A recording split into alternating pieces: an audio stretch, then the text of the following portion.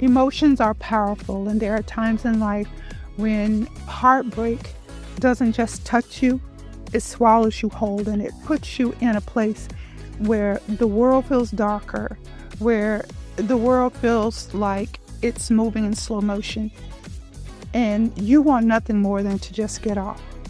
You can look at yourself in the mirror and not even recognize the person that you see because you feel like you're just a shell of who you were, where even getting out of bed feels almost impossible.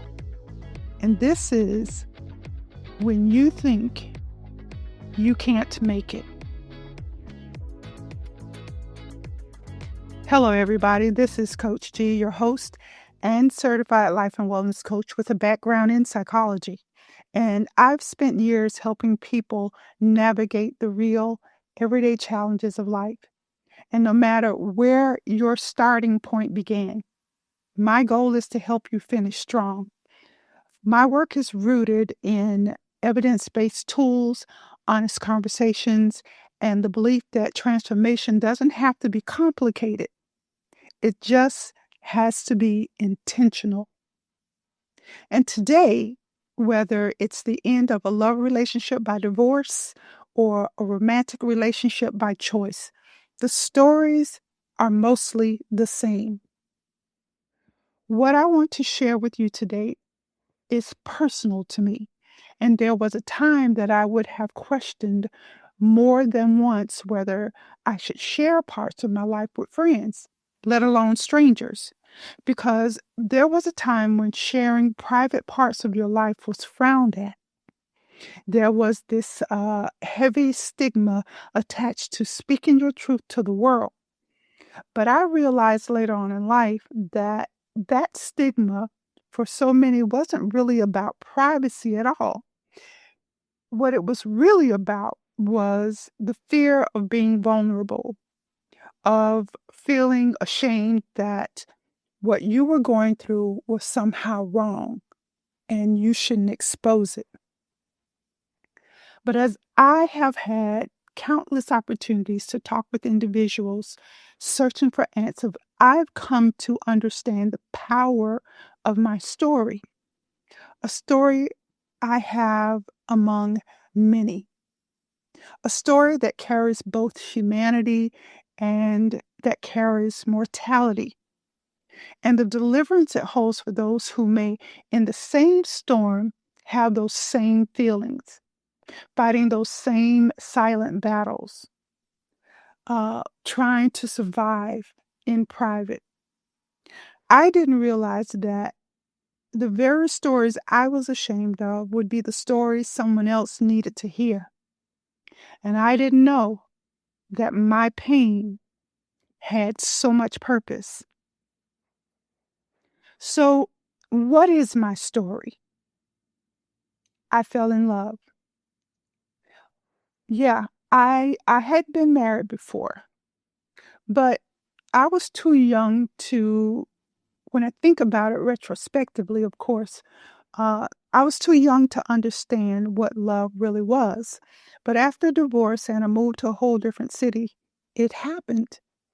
And during this season of my life, I didn't think I was going to make it. I really didn't. I didn't think I was going to make it emotionally. I didn't think I was going to make it mentally, physically, psychologically, or spiritually. And even though I was showing up for everybody else, I was quietly falling apart.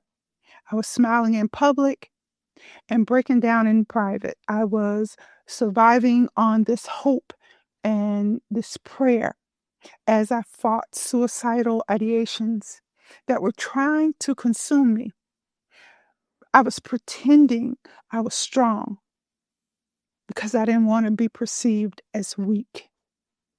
And really, I was scared every single day that if I stopped performing, if I stopped acting like everything was okay, that everything around me would collapse. And so I didn't want people to know I had failed yet again at another relationship.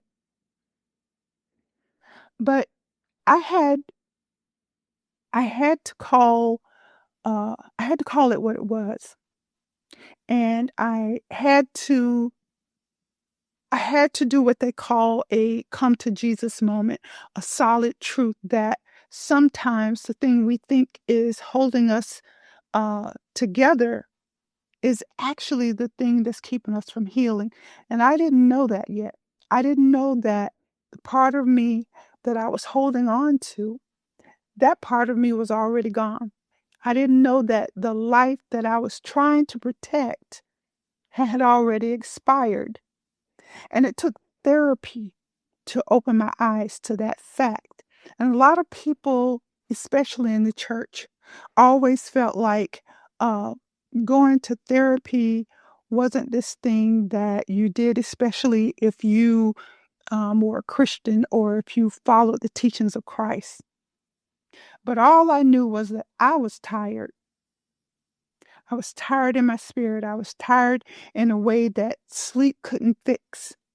And that's where this story begins. Not at the moment I overcame, but at a moment I almost gave up. Because that's the part we don't talk about enough. The part where you're still in the fire, still in the battle, still in the confusion, still in the heartbreak, and you don't see a way out. But it's in that place, especially in that place, that something began to shift. But this for me was different because I wasn't 18 anymore. So, though still a lot naive, I would venture to say, for so many reasons, love still looked different for me. I remember I was out just enjoying a new uh, city, new surroundings, and learning my way around when I met him. He introduced himself and we began to hang out. We did things together and we hung out with his friends. And I eventually actually met his family. You know, all the things that couples do. And for me, time almost seemed to stop whenever he and I were together or we talked on the phone. He was so charming that even a simple touch from his hand resting on my knee gave me this feeling that he would protect me no matter what. He gave me a feeling that almost 20 years of marriage never did. But after a while, it happened without warning, no notice, no indication, no nothing that anything was ever wrong. He said to me, and I quote, "We need to take a break." Might I add, I had never heard those words before, but they carried a weight behind them that I had not felt before. We need to take a break. What did that even mean? Well, I can tell you I quickly found out. That was when something broke inside of me. And even though something broke, I wasn't aware of what it was yet, that thing that was breaking. You see, prior to moving, I had been in a couple of failed relationships after my divorce. But even in those moments when everything felt like it was falling apart, there was something being reborn. And it's in those moments when you're standing in the rubble of love, when you're standing in that space where you believed that this was it, that you meet the task of continuing to live when something inside of you feel like it's died. The task of holding yourself together when the people you once leaned on is no longer there. The task of rebuilding a heart that didn't just crack, it broke into a million pieces, and you had no answers that made sense after you realized that that breakup, that space was permanent. And so for 3.5 years, I wandered around almost, it seems, in a daze of broken hopes and dreams of loneliness. I didn't even know this type of loneliness could even exist.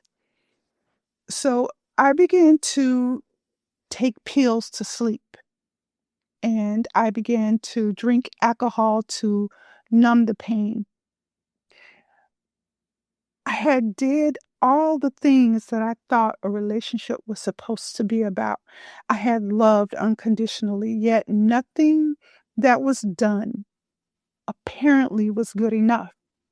It didn't prevent being broken once again by the end of yet another relationship.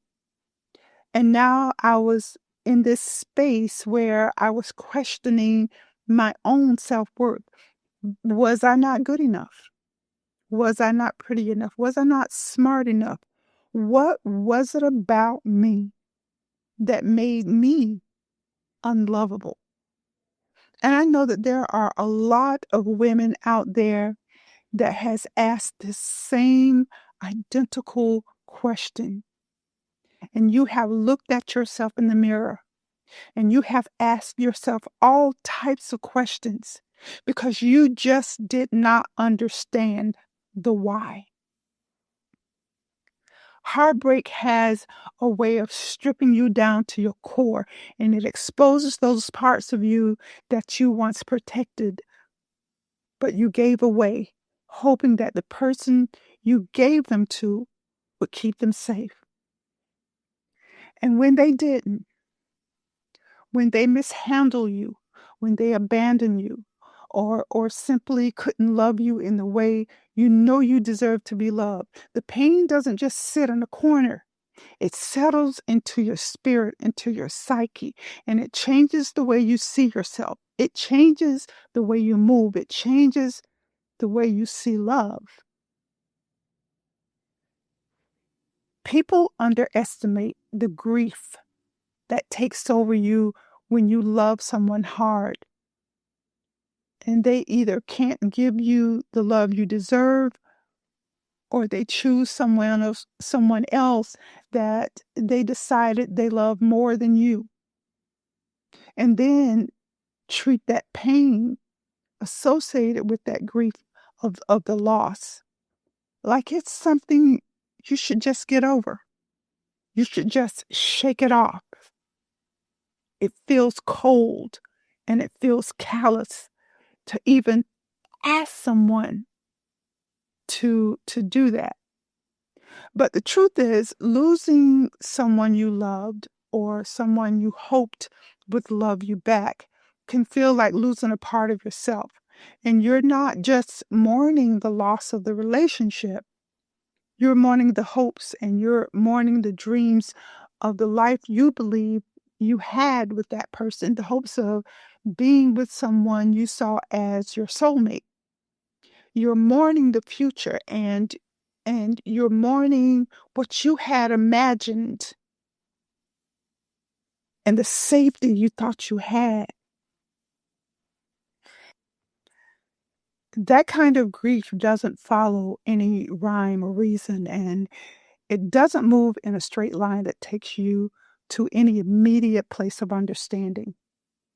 It doesn't care about timing, nor does it care about logic. That kind of grief hits hard, and it doesn't ask permission when it wants to show up. It just shows up, and it stays longer than you want it to. And it leaves you feeling like you're walking through life with a weight that no one else could possibly understand. The quiet after the calls stop, the jokes, the laughter, the trips together, the moments when the person who once felt like home is now a stranger. And only memories take up space in your thoughts and in your soul. And that quiet makes you question everything: your worth, your judgment, your ability to trust yourself, your choices, and it bleeds over into other parts of your life. And you wonder if you were ever truly loved or if you were simply a convenience, a placeholder. Then comes the anger, and you feel foolish for giving so much, for hoping so deeply, and for believing that your heart would be met with the same compassion and sincerity you so freely and lovingly gave. That anger moves in and it moves into resentment. And then you start saying to yourself, I will never love again. I will never trust anyone ever again. And so you become cold and you become disconnected and you become callous. You become unapproachable and suspicious of any person that approaches you in a particular type of way. But here's the truth about it all. You don't lose because you loved, and you didn't break because you cared. What was broken was the illusion, the story you were trying to write with someone who didn't have the capacity to hold you and to love you and protect your heart and see you for the person, the mortal person that you are. And as painful as that sounds, it's always where the real work begins. It's not about pretending you're okay, and it's not about rushing your healing or forcing yourself to be strong before you're ready. It's about facing the truth of what happened and giving yourself grace. It's about allowing the heartbreak you're experiencing to teach you without feeling like it's you against the world. It's about understanding that the pain you feel won't last forever. You just have to keep getting up. I ended up seeking out therapy, and the therapist kept reminding me through every session that I had to keep getting up and showing up for me. And I did. I kept getting up and I kept getting up and I kept getting up until one day it happened. Something came over me that I had never experienced before in my life. Getting help changed my perspective. I became serious about my healing. And those years I spent grieving brought wisdom and taught me resilience.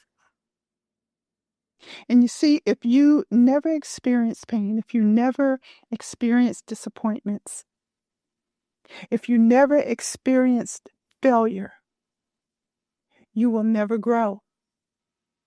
So, what is your story? What is your task? Your task is learning to sit with the pain without letting that pain define you and cause you to do things you never thought you'd do to escape. It's learning to separate your value from someone else's inability to love you well. It's learning to trust that even though that chapter of your life has ended, it doesn't mean that your story is over. It doesn't mean you're unlovable or that you're broken beyond repair. It simply means that you're human. And being human comes with moments that stretches you in ways that you never asked for. And the part that matters The part that matters the most is that you will survive.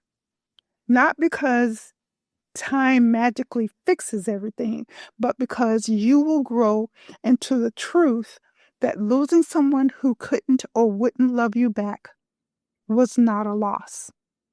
It was a release. And you will rise because your heart, even though it's bruised, still knows how to beat. It knows how to love. And that pain that feels unbearable today will one day become the wisdom that protects you tomorrow. So when you think it's impossible, when the nights feel endless and the memories are sharp, I want you to remember this. It's the moment you start returning to yourself that you look back and realize that the very thing that felt like it was breaking you was actually shaping you into someone stronger, clearer, wiser, a better version of yourself. So when you think you can't survive, just remember this. You will.